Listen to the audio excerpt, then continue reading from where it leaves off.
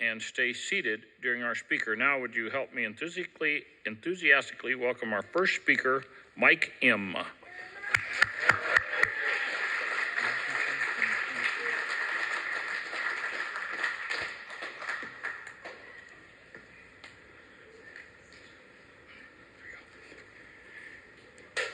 What's up, everyone? My name is Mike. I'm an alcoholic. I'm not very good at these. But no. First of all, I want to say thank you to Curtis for giving me the pleasure and the privilege to speak here. You know, it's been a up and down journey, and I never, in my wildest dreams, ever thought I'd be up here speaking. It's been a long road for me, mentally, physically, emotionally. You know, I told myself I didn't want to delve too far into the past. You know, I more want to talk about like what's, you know, I'll mention the past, of course, but I want to talk about like everything this program has offered me. You know, it's been an amazing journey. Like I said, you know, I never thought anything like this actually would benefit me at all. Am I too far away? Okay, cool. No, like, when I first came here, I was in and out. You know, I didn't have any direction. You know, I was still trying to cling to my party days, but knowing, you know, they were hurting me. Like, they weren't helping me health-wise, mentally, physically. I'd already struggled with depression and, you know, really bad anxiety prior to even involving substances, you know, and those didn't come until later. I was pretty much I started out the normal, you know, 21-year-old party drinker, you know. And it all didn't go bad until probably later on, about, I want to say, the last 5 years. It was just a lot of, you know, it wasn't fun anymore. It was just ways to calm the voices down in my head that were telling me pretty crappy things, you know, that I believed prior to that, but that, you know, that made it worse. I don't know, Alcoholics Anonymous, though, it saved my life. It truly, like, I feel now, not even just like, take away the alcohol, take away all that, like, I feel now I have a purpose in life. I feel like, you know, like, embracing a higher power was huge for me because I ran away from religion and spirituality for a long time. You know, it was always about rules and I just couldn't, you know, conform to that, you know. So once I found this program, though, I was able to separate that. I was able to actually realize that, you know, there is someone out there. There's someone in control and it's not me. You know, giving up that control was the best thing I could ever do for myself. And, you know, I'm in treatment now, and, you know, like, it's great, and I love the people I met there, but nothing compares to this. There's nothing you can do in your life. If you're struggling with alcoholism, there is nothing you can do for your life better than this program. And that's my personal belief, and that's my personal journey. The people I've met here are second to none. You know, I love my family. I have a great family, but you guys are my family. You guys are more of my family than my family, you know. I come here as often as possible. I come here every day today, and, you know, I see amazing people. I meet new people in this journey every single time I'm at a meeting. And I'm getting emotional. Yeah, no, it's great, you know, and that's kind of why I just chose this direction of talking more about what this program's done for me than the past. You know, the past, it was a lot of shit that I don't want to, you know, I didn't want to delve. I didn't want to bring up because, you know, this is my future. This is what happens when you make it out of that. This is what happens when you bury yourself out of the shit. And, you know, you come out on top. You eventually come out on top. It's not easy. It's hard, you know. Life still, you know, it's said a lot, life at life's terms, you know, and that's, I'm feeling that, you know. I've had some rough times even just in this past month alone, I lost my dad to this disease. And that anniversary of six years just passed not too long ago, and that was the hardest thing I've ever gone through, and I always told myself it's going to get easier. It's going to get easier. It never does. It never did. But the best part that did get easier is the fact that I didn't have to drink over it. I didn't have to sit there and feel bad for myself or feel bad for anybody involved in that process, because we were all grieving together healthily. It was the first time I actually grieved without chemicals, clear-minded, and that was huge. That was a big thing for me, because after it happened originally, I immersed myself in just partying and substances, just anything to face that. Like, I didn't want to face that because my dad was my rock.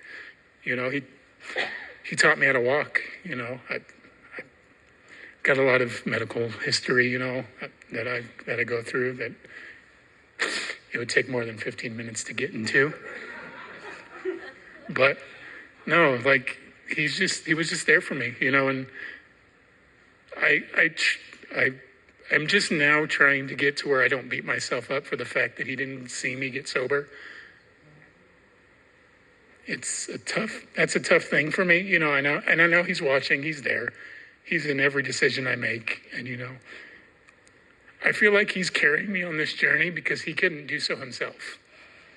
I feel like he is guiding my life away from the life he lived, and he had a lot of faults. He wasn't perfect, but he was an amazing inspiration in my life. Just to, I know he was doing his thing, but he'd get up and go to work every day. He'd work his ass off for 5 kids, all while doing what he was doing. He was a rock star to me, and it was rough, but I don't know. This program, like I said, it allows me to kind of just look at that and take those moments for what they are, like the positive moments out of it, not the negative. I didn't see my dad as an alcoholic. Yes, he was at face value, and I wish he had got help, but that was my dad, and I look back at all the things he's done for me and all the good things, all the good memories we had, because I'd want someone to look at me now and think the same, I don't want people to remember me as, the shy, introverted alcoholic that, just hid from everything and everyone. I don't, and I can't reiterate enough, the family bond I have with you people. You guys are, each and every one of you, be it directly or indirectly, have affected my life in a positive manner, Even the newcomers coming in here being vulnerable like that, having the vulnerability to stand up there and say, hey, I have problems, I'm going through this too. Let's go through it together. That's huge for me. You guys inspire me. The newcomers, you inspire me the most, because I see myself in some of you. I see my story, and I really hope you get the privilege and honor to be up here one day telling your story, because it's even now it's freeing for me. Just getting everything out there has been, it's freeing. And, I came into it, I'm like, oh, I'm just going to write stuff down, take notes and stuff. Obviously that didn't go well, because here I am free-forming it and it's working out fine. But yeah, no, I just am so grateful for Alcoholics Anonymous. I'm so grateful, and I have to do a personal shout out to my sponsor, Brent. You've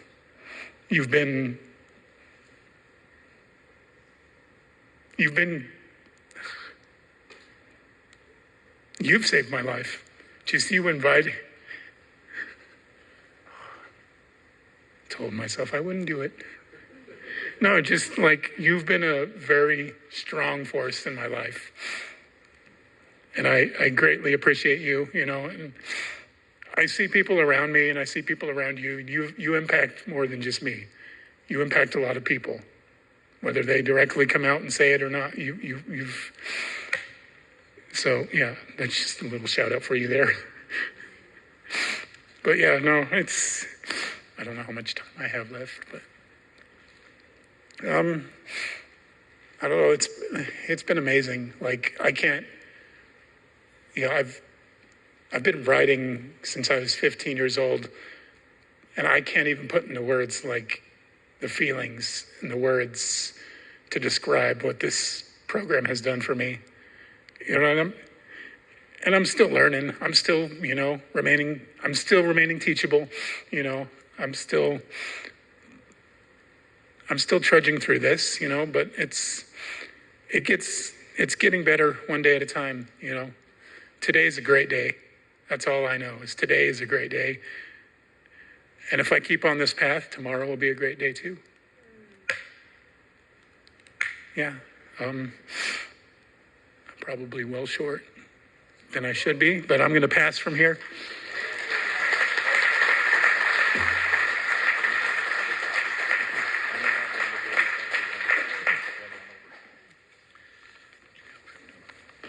Thanks, Joe. Thanks, Mike. Great talk. Really appreciate you. Okay, our next speaker, give a big hand for Joe G.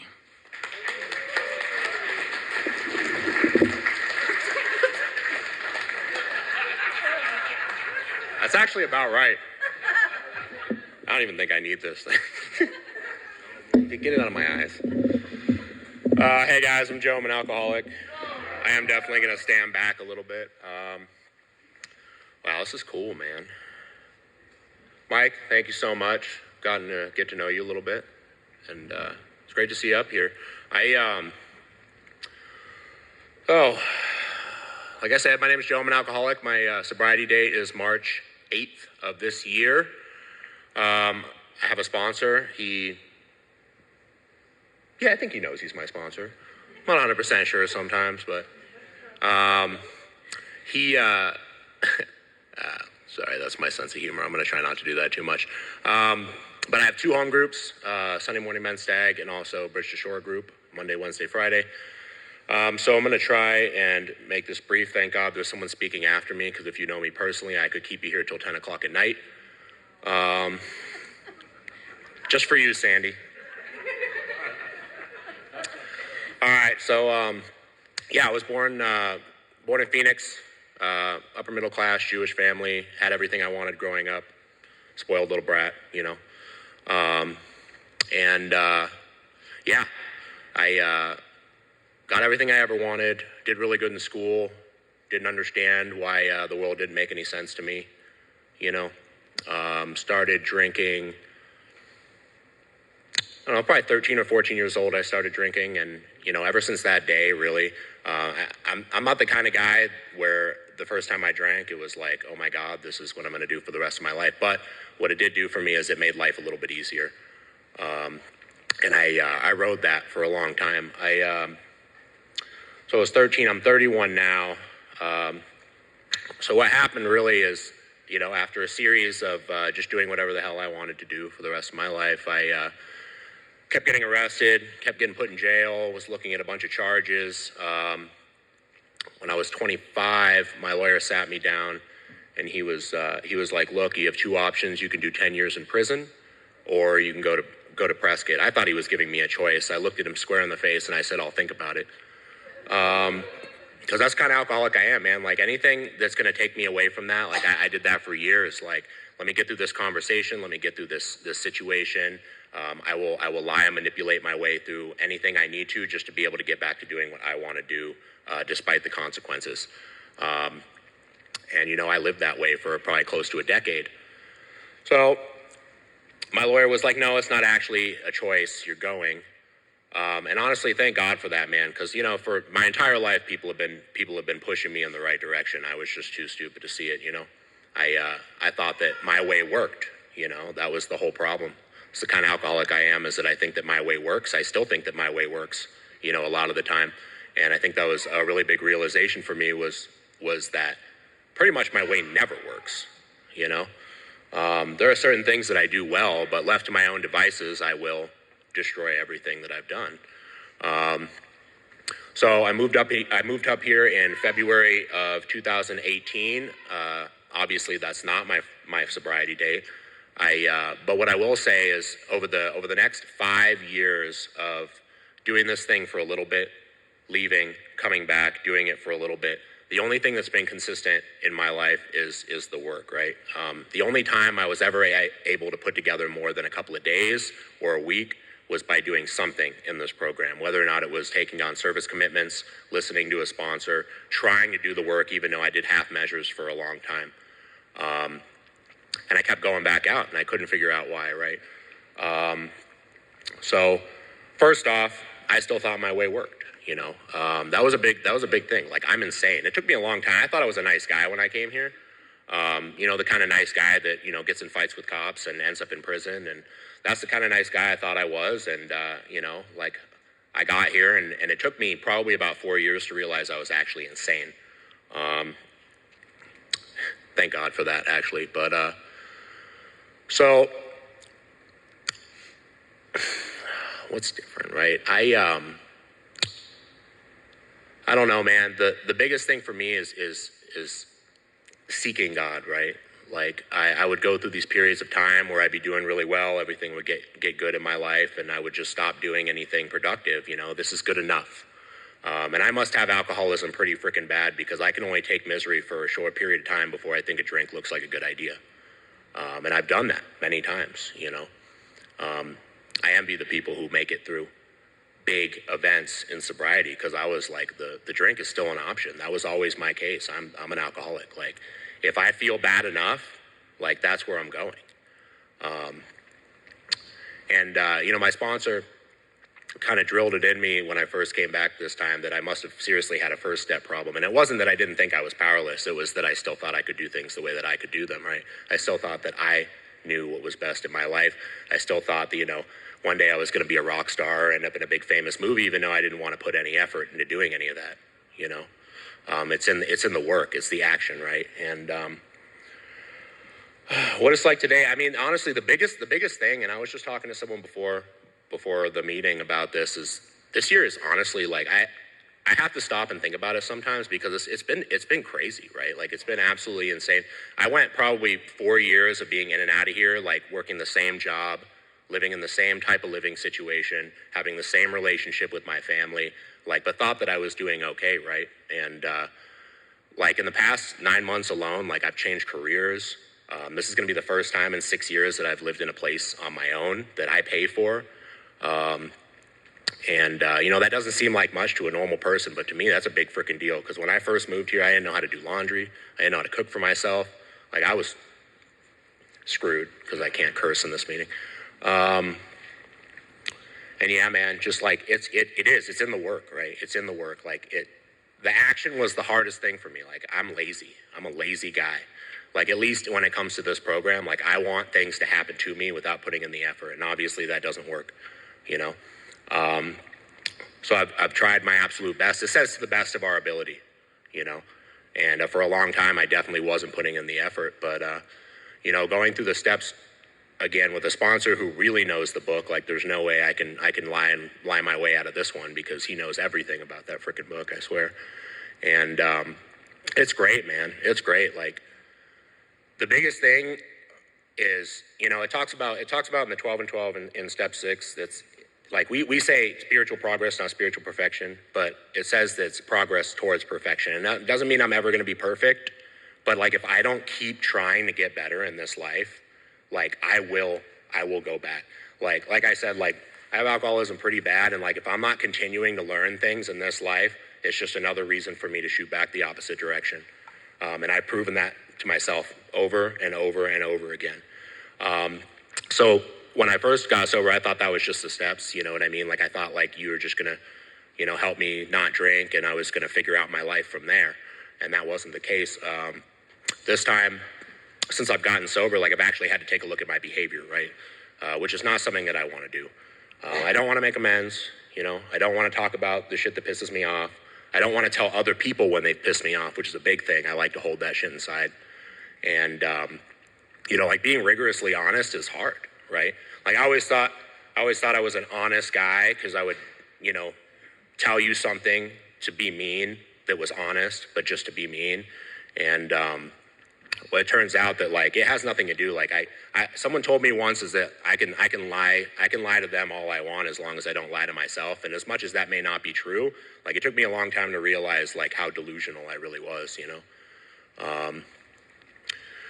And it's crazy, right? Because like, when I first got sober, it was like, I was an okay guy. I can hold a job. Like I'll figure this out. Like I just need to get rid of this pesky drink problem, it talks about. And now it's like I'm realizing like I don't do well at all. Like I don't do well in relationships. I don't do well with other people. You piss me off one time and you're done. Like there's no working through stuff. And like because of this program, because of these steps, like I can actually take a look at my behavior and make changes. Because the guy who brought me here is not the guy I want to be today. As my sponsor likes to say, I am not going back to that madness. And I truly believe that. Because, looking back on it, like, fuck man, like, I don't know if anyone else in this room has ever been told by the police that they were going to be hogtied in the back of the car and left there for the rest of the night. But I thought that was a good time, And I don't, it was funny or not, like that's the kind of alcoholic I was. It was the only normal one. That alcoholic life was my only normal one. And trying to rebuild from there it's hard, man. It was painful. It's painful to take a look at myself. But not all doom and gloom, right? I have a great life, honestly. Like, the parents who locked me out and never wanted to talk to me ever again, like I get to spend all my holidays with them and I love doing it. My cousins talk to me, which is great. They're the closest things I have to siblings. I actually have friends, which is kind of weird. People like me, weird. But I don't know. I get to experience this thing called AA, right? I get to live these steps, or I try to live these steps. Do I do it perfectly? Absolutely not. But when I do, great things happen. Like I could go on and on about the things that God has done for me. But like Mike said, I'd be up here forever. But really realizing that I have something that's in control and it doesn't have to be me. Like the first time I came to that real surrendering realization, like things get lighter, man. Like life is just easier, wear life like a loose garment. And, yeah, man, like,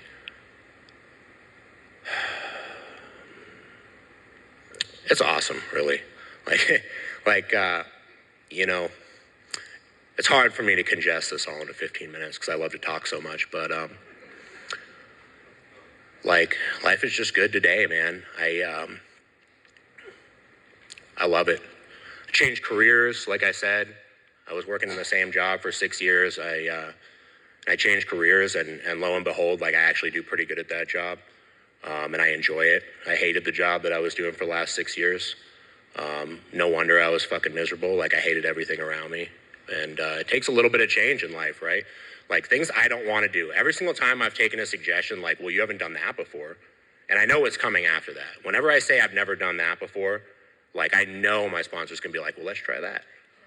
Like, fuck. Every time, dude. But yeah, man, I really appreciate all you guys. The last 6 years, I've met a lot of people, and I've befriended a lot of people, and I've seen a lot of people come and go. But if it weren't for the Fellowship of Alcoholics Anonymous, I don't think I would ever come back. Because it really is the bright spot in my life. The work is where the change happens, but the fellowship is what keeps me coming back. And yeah, I wouldn't trade my life today for anything. And I'll pass with that.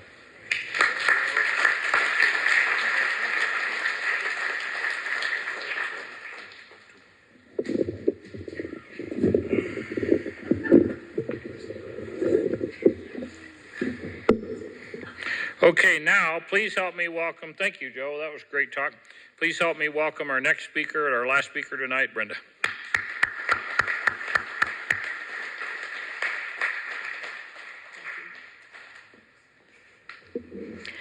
I'm Brenda and I'm an alcoholic.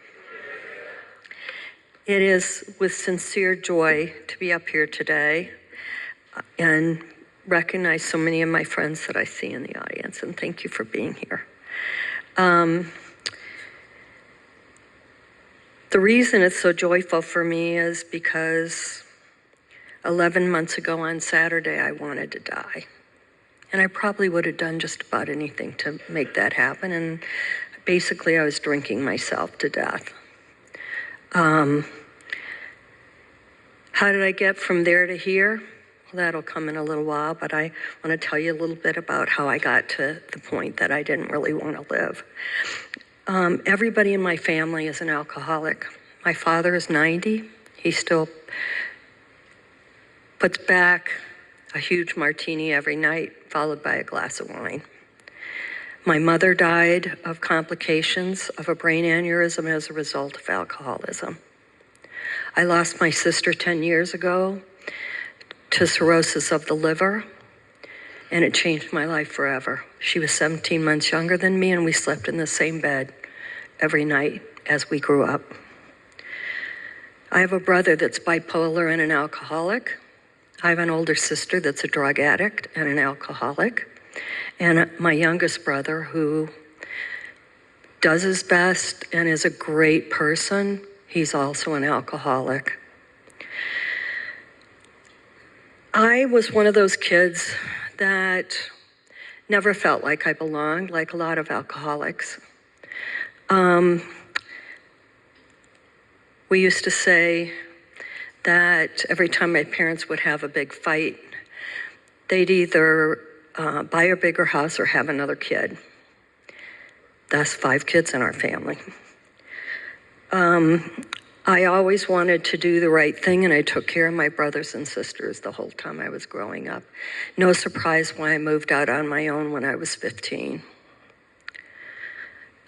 I was very fortunate that I had a lot of people, mentors, that I worked with that helped me find my life in my career, really.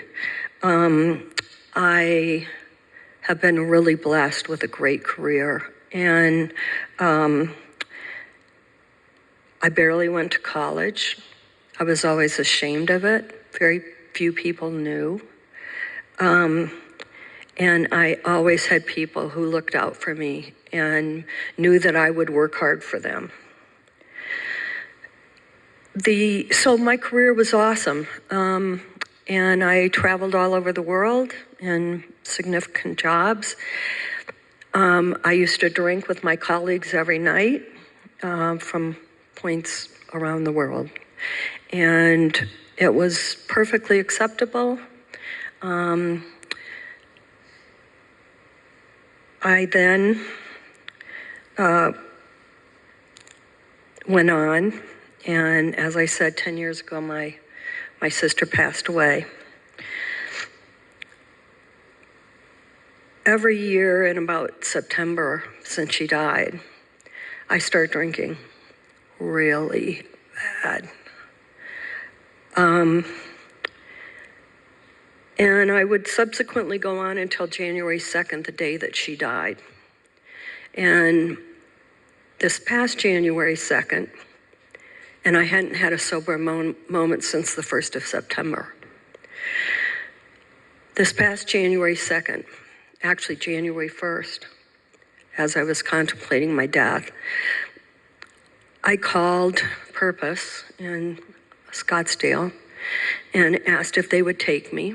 And they said they would, but unfortunately, I had no insurance.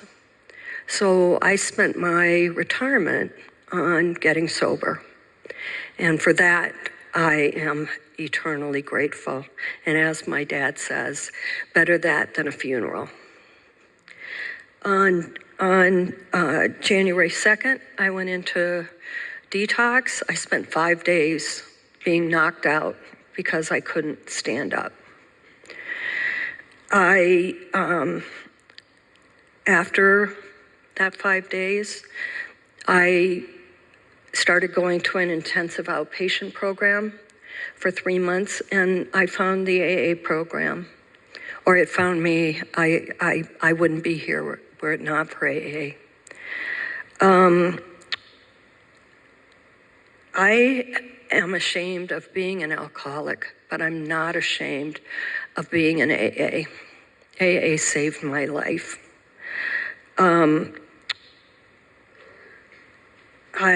After going through the intensive outpatient program, and I lived down in Scottsdale at the time, and I met a lot of young people in the Purpose program, many meth addicts, many cocaine addicts, a lot of alcoholism, but these young people down there, they have problems that my heart just goes out to them. I don't know, I mean, in many ways I was blessed, but the pressure of the career and everything that had happened to me over my life is what drove me to, and the death of my sister, drove me to the alcoholism that I had when I checked myself in last year, or this year actually. I am so grateful to all of you. I decided in June that I was going to come up here for 2 months, and I lived here previously. I moved here about 9 years ago, and at that time I was in complete denial and basically just stayed in my condominium and drank all the time. When the pandemic hit, I sold my place here and moved down to Scottsdale to help my dad, my 90-year-old dad, and my 80-year-old stepmother who has dementia. And all of that certainly contributed. And, you know, we all have excuses, but those were choices that I made. And so I came up on June 1st, and I met a lot of you. So many of you were really nice to me, welcomed me, and provided a place for me to find myself. And it's a journey for me every day. I'm aware of life in ways that I've never been aware of before. I was so busy just having a career and a family and a husband, and that I never took time to understand what might be going on in Brenda's head. So I came up on June 1st, and the second I drove up, I said, this is where my heart is. I'm going to move back. And the next weekend, I put my condominium down in Scottsdale up for sale. It sold in 1 day. So all of a sudden, I had to do what a lot of people have to do, and that's find a place to live that you can afford in Prescott. So I did, and I go to a lot of different meetings here. I go to an awesome Sunday morning program. I go many days a week to Safe Harbor to the noon meeting. I also go to the Tuesday, Thursday meeting at Green Lane, and I love to go to the Friday meeting out in Prescott Valley. It's a women's group, and I love a women's group. I am, by the grace of God, and my mother raised 5 kids to all believe in God, and I do believe in God and did believe in God when I came in here. I just had lost sight of what God could do for me and what I could do to serve the world in a different way than I had up until that point in my life. When I semi-retired 10 years ago, I lost my will to live, and I lost my sister about the same time. And my career was really all I knew. My ex-husband retired early and stayed home with my now 31-year-old daughter. And I completely lost who I was and what I believed in, what my values were. And it's been so awesome that the AA program has helped me find my way again. There's really only two things we can do in AA. One is to stay sober ourselves, and one is to help other people stay sober. That's what I really love about this program. And working the 12 steps, one by one, I do have a sponsor. She's in the Fountain Hills group, because I still go down to the valley quite often to see my parents and take care of them when I can. And we talk an hour and a half a week, and I tell her all the things that I've been anxious about during the week, that I felt sad about during the week. And she definitely keeps me on the straight and narrow and calls me out when I need to be called out. So, thank you all for being there for me. I hope I can begin to replace or be there for you in the way that you have been there for me. I hope I never get in a situation that I feel like drinking again. I feel like my whole life led up to January 2nd, and my whole new life has been since then. Thank you.